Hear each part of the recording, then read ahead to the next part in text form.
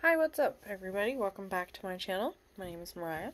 So, something that I do kind of want to do today is a book haul. Because I ordered a bunch of books because I have a problem. And I figured, why not just kind of go through the books and, kind of give me your thoughts on some of them if you want. It's up to you. And some of these books are, again, like kind of outside of the genre that I typically do. Trying to get that stuff out of the background. Sorry, it's my brother's. Anyway, so without further ado, there we go. The first book out of the box, guys. I've opened the box, but I haven't taken any out. So I don't fully remember all the books that I ordered. It's a problem. I'm gonna take my glasses off because they're very foggy and I can't see, and I just need new glasses. So this book is called Only a Breath Apart by Katie McGarry. It says Jesse Lachlan is cursed. So the town folklore says, but the only curse Jesse believes is his grandmother's will. In order to inherit his family farm, he must win the approval of his childhood best friend, the girl he froze out his freshman year, Scarlett Copeland. Scarlett Copeland is psychic. Glory Gardner tells Scarlett she has hidden psychic abilities, but Scarlett thinks Glory is delusional. What is real is Scarlett's father's irrational fears, controlling attitude, and the dark secrets at home. But to escape, Scarlett will need the one person she used to trust, the same boy who broke her heart, Jesse Lachlan. I wonder, because this is what the back looks like, and there's another book here called Echoes Between Us. And, I don't know if it's...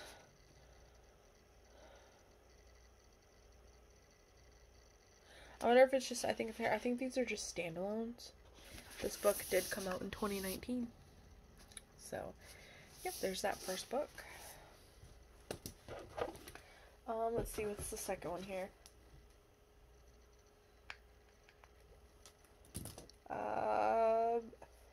This one is called No Place Like Here by Christina Jude. It says, Ashlyn Zanotti has big plans for the summer. She's just spent a year exiled at boarding school and can't wait to come home, sleep in her own bedroom, and hang out with her best friend. But just before final exams are over, Ashlyn learns that her father has been arrested for tax evasion and that her mother is checking into a rehab facility for what her father calls exhaustion. The cherry on top, Ashlyn's father sends her to work at a rustic team building retreat center in the middle of nowhere for the entire summer. An academic and self-proclaimed indoor girl, Ash is way out of her element at the retreat center, and with a dangerously careless camp manager, a grunt work job, and more than a little boy drama to worry about, life at the Sweetwater Overlook Retreat Center isn't exactly a vacation. With her future in the balance and her relationship with her father in shambles, Ashlyn doesn't even know if she'll have a home or family to return to when fall rolls around, if she can figure out how to survive a summer in the woods first. So she does have a few other books. It says that this is a young adult contemporary fiction book. It sounded pretty interesting, so, and like I said in another video that I posted, I do enjoy young adult books. Depending, I am very picky on them, because some of them are just really cliche and are pretty much the same thing. So I try to get ones that actually interest me and are just kind of different. This book came out, book. This book came out in, maybe we'll be able to find out, 2019 as well, so this book is only about a year old. So that's pretty cool. The other book is called Only by Helen K. Dimon, or Dimon, whatever. This book on the back says for mature audiences, so I'm not going to read the back, so feel free to check that out yourself. It is a mature audience book. Here's another one, which, okay, so when I was placing this order, this book is called, Contagion by Erin Bowman. I almost didn't get it, but then I was like, I don't know, there's something about it that's like, get it. I really was kind of like iffy on it. Why is there some pages that are dark? Oh, okay. Those are just the chapters, I guess. Those little, like, dark spots, I guess. Looks like the tops of chapters. I feel like I just saw a picture in here. Could be wrong. Oh, wait, nope, there is. Let's see it. Oh. It just shows you the United Planetary Coalition. Now, this book, the reason I was so iffy on buying it was because it's not really, like, when it comes to sci-fi books, I'm kind of, like, I'm extremely picky to the point where I almost don't ever really read sci-fi. But there was something about this one that I was kind of like, I feel like I should get it, and I feel like I should read it. It was interesting, but at the same time, I was kind of like, maybe I don't want to read it. But I got it anyway. It was pretty cheap. I don't remember how much I paid for any of these books. The back of it says, "It got in us. After receiving an urgent SOS from a work detail on a distant planet, a skeleton crew is dispatched to perform a standard search and rescue mission. Most are dead, but when the crew arrives, they find an abandoned site littered with rotten food, discarded weapons, and dead bodies. Don't set foot here again." As they try to piece together who or what could have decimated an entire operation, they realize that some things are best left buried, and some monsters are only too ready to awaken. See, that's why I was kind of like, that's interesting, but like, I'm at the same time, I'm like, you know? So I hope this isn't a boring read. This book came out, well, the cover says 2018. Oh, don't miss the epic conclusion. Oh my god, is this not the first book? Okay, so I think this might be a duology. This book came out in 2018, so I think this is just a duology. I freaking hope so. Let me just... Oops. Let's figure this out, because I am now concerned. Going on Google here.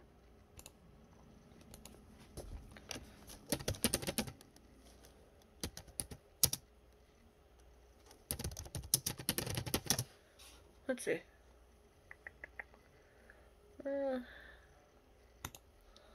Okay. Let's see. Okay, so there's number 1. Hold on, guys. I have to move you because I can't. I had you guys like right in the middle of the screen.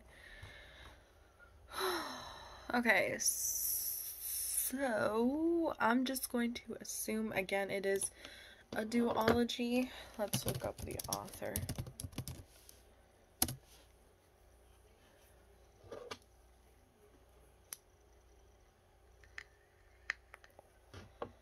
Okay, so this is the first book.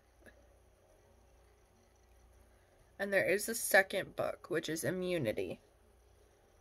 Which I mentioned, which I don't think I mentioned the title.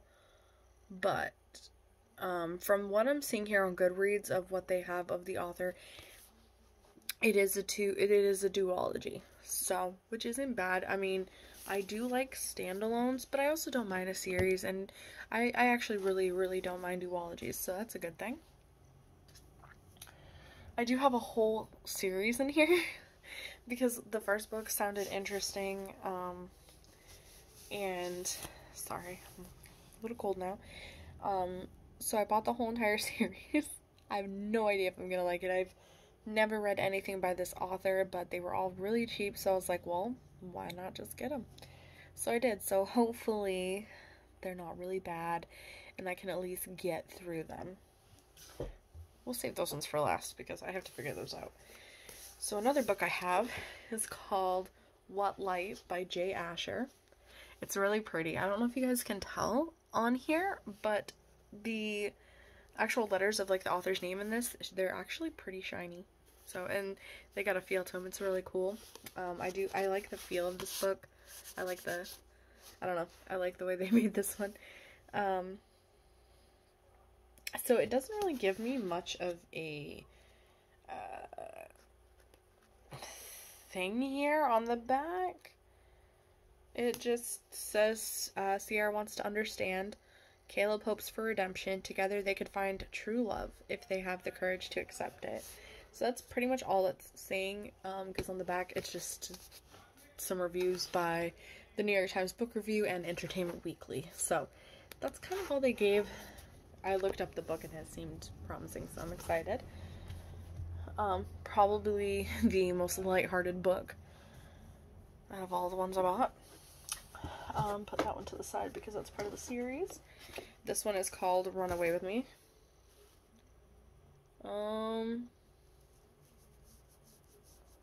So, excuse me.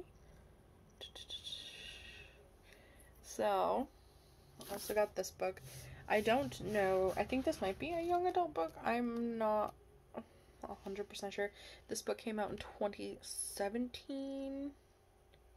Yeah, 2017. Doesn't...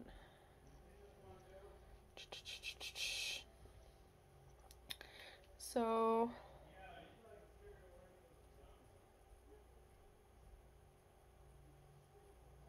Okay, so what I'm seeing for the subjects in here, there is some sensitive stuff in here. So the back says, Emerson Lowe and popular ice hockey player Jake McAllister have been best friends since 3rd grade, but just as their friendship starts to morph into something more, a terrible event occurs that heralds the end of innocence for both of them. Within a week, Jake's living on the other side of the country, and Emerson is left alone to pick up the pieces of her life in a small town, determined to paint her as a liar. 7 years later, Emerson is still living on the beautiful Pacific Northwest island of Bainbridge, helping to run her family's business. The last thing she needs is Jake turning up, bringing old memories with him and opening old wounds. But Jake, even better looking than Emerson remembers, seems determined to revive their friendship no matter how much Emerson tries to push him away. Forced to work alongside him for the summer, Emerson can't help but fall for Jake, and soon they're in the midst of a passionate romance that neither of them wants to end. But both Emerson and Jake know that if they're to have any kind of future, they must first confront the past. A past that most people want to keep buried. So, I mean, it sounds good, but then there's that little, like, oomph, you know? There's that little, mystery in there. So, I'm excited to read this one. I'm excited to read all my books. These are part of the series. Then there's this one called Let Me List the Ways by Sarah White. This one says, this is a young adult book, by the way. Mackenzie Clark has been best friends with Nolan Walker for as long as she can remember. She shared everything with him, from adventures with their families and days lounging at the beach to long talks about their friends and her journey with type 1 diabetes. The only thing she hasn't shared is the fact that she is in love with him. Now in their senior year of high school, Mackenzie and Nolan know that in a few short months, everything will change as they head off to different colleges. Determined to make the most of the time they still have left, they come up with a list of things they want to do together before graduation. But as they make their way through everything from toilet papering the school bully's house to having a backyard campout like the ones they had when they were kids, Mackenzie can't help feeling that she's left the most important thing off the list, telling Nolan how she feels. But when confessing her love could jeopardize the incredible relationship they already have, is honesty really the best policy? So, I just kind of thought that sounded pretty interesting, so we have that one. This is also part of that series. Oh, I have 2 series in here. I am so sorry. Okay, so this is the first one. So we're going to go over this one. This one's called How to Hang a Witch by Adriana Mather. Which, if any of you guys are interested in the Salem witch trials, know that there's the... what's his name again?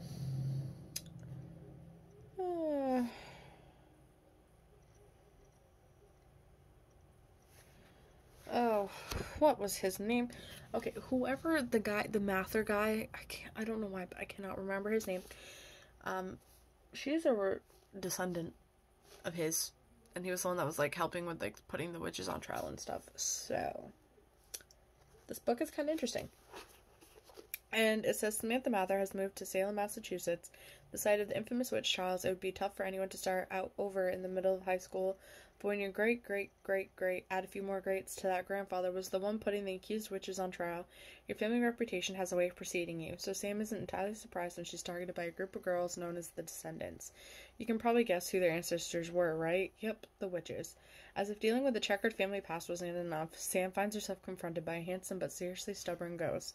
As she discovers she's at the center of a centuries-old curse, stopping the cycle of evil will mean working with the Descendants and proving her own innocence. But does anyone actually care if Sam is innocent, or is Salem's deadly history destined to repeat itself?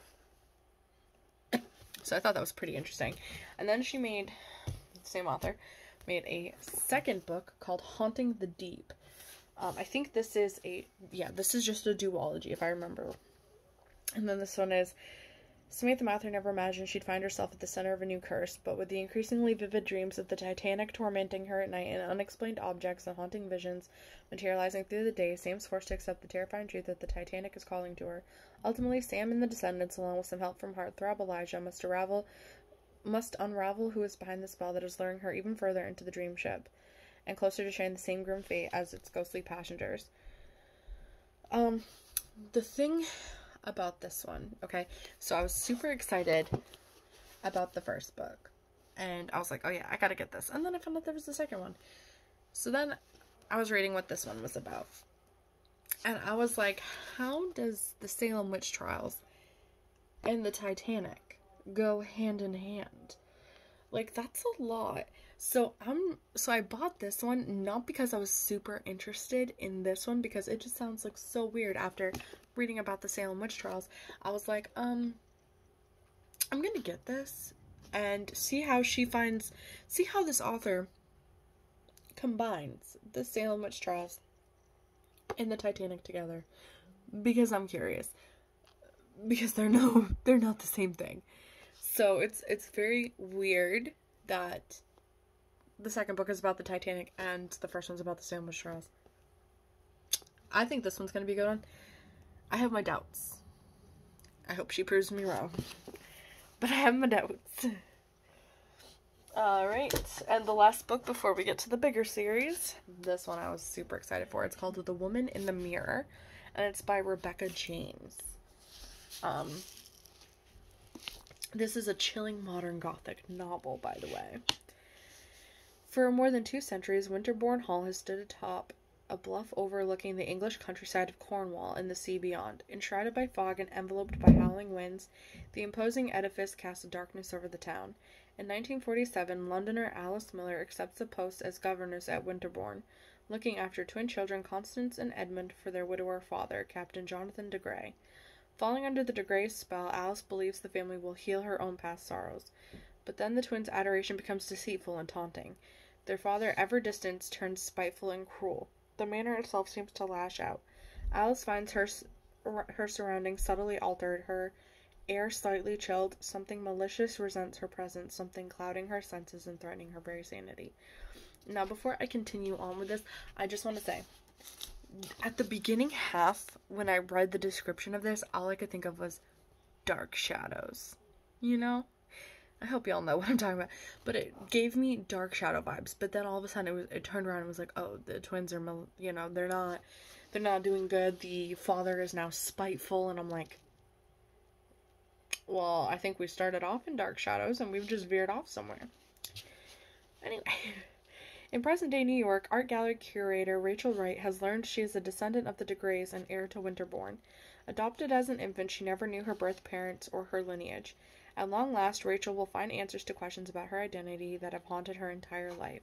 But what she finds in Cornwall is a devastating, tragic legacy that has afflicted generations of de Greys. A legacy born from greed and deceit, twisted by madness and suffused with unrequited love and unevocable, I stumbled over that word, I'm sorry, rage. There is only one true mistress of Winterbourne. She will not tolerate any woman who dares to cross its threshold and call it home.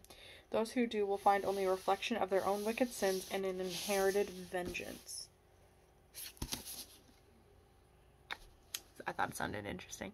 So I thought this was like the book that I was the most excited for. This is actually the most expensive book I bought, which I think it was like $5 or so. Something. I would check to see how much I paid, but that's on my phone and I'm filming on my phone, so I can't. Or maybe actually, let me go and see if I can pull it up, because I don't remember passwords very well. So I'm going to see if I can actually access my Gmail on my laptop. Maybe I kept myself logged in. Let's see. Because I have the email receipt for that in here. Nope, it's doing something. I gotta figure out...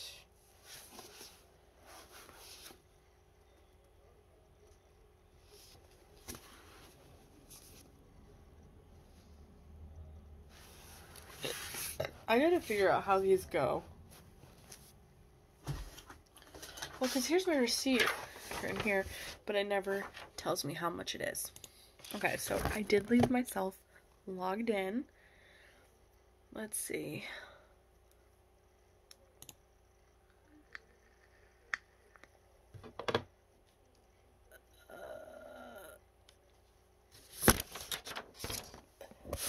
Let's move you to the side. Oh. There. Okay, so I feel like this is the first one. But we'll go over that. So Contagion I paid $3.66, so that's pretty cheap. Haunting the Deep was $3.29. How to Hang a Witch was $3.29. Let Me List the Ways was $1.91. Super cheap. No Place Like Here was $3.66. Only was $4.11, which I think is the second most expensive book I bought. Only a Breath Apart was $2.91. Run Away With Me was $3.66. We haven't got to that book yet. The Woman in the Mirror was $4.86. That was the most expensive book I bought. It was like $5. And What Light was $2.91. So, in total, I had earned free shipping. I spent $46 on all of these books, and there's 3 more books here that I haven't even shown you guys yet.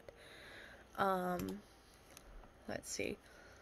Let's go. No, we're gonna go to Google here, and we're gonna look up. I'm gonna look up the series again, and so that way, because I don't remember what order they're supposed to go in.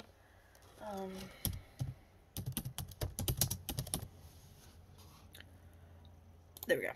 Okay, so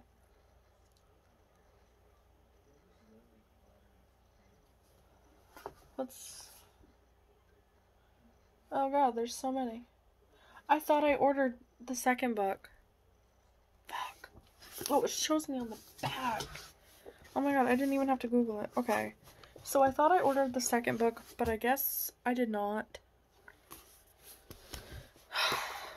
Kind of upset with myself because I saw it on there and I thought I bought it. That's the first book. What am I doing? Okay, I want to see this book. Because I want to see if they was showing here the... No, it goes straight to the freaking prologue. Okay. So... oh, wait. Was that it? In order. Cool. Okay, so this is a 7-book series. I thought I owned them all. I do not. Okay. So it says it's a 7-book series, but this doesn't look like 7. Well, 1, 2, 3, 4, 5, 6. Okay, yeah, okay. So technically it's a 4-book series with some like of those like 1.5 stories. So here's the first book, and it is called Asylum. This is by Madeline Roux, or Roux. I don't know. So these are like these I think are the creepiest books, the creepier books that I bought. It says, once you get in, there's no getting out. For 16-year-old Dan Crawford, the New Hampshire college prep program is the chance of a lifetime. Except that when Dan arrives, he finds that the usual summer housing has been closed, forcing students to stay in the crumbling Brooklyn dorm, formerly a psychiatric hospital. As Dan and his new friends, Abby and Jordan, start exploring Brookline's twisty halls and hidden basement, they uncover disturbing secrets about what really went on here. Secrets that link Dan and his friends to the asylum's dark past, because it turns out Brookline,